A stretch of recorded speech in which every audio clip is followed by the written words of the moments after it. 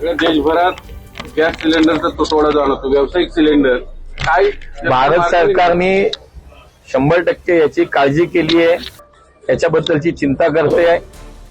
देशभरामध्ये व्यावसायिक क्षेत्राला जो काही गॅस दिला जातो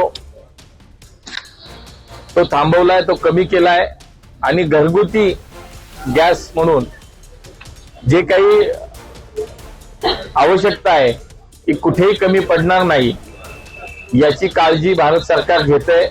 त्यामुळे मला असं वाटतं चिंता करण्याचं कारण नाही.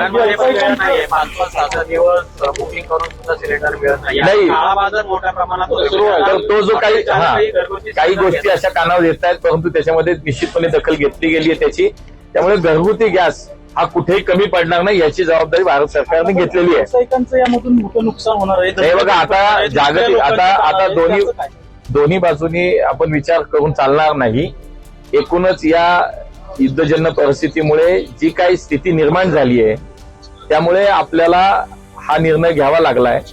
मला असं वाटतं की शेवटी काही कालावधी त्याला जावा लागेल, काही काळ जावं लागेल जोपर्यंत हे परिस्थिती सामान्य होत नाही. परंतु घरगुती वापराचा गॅस मात्र निश्चितपणे कमी पडणार नाही.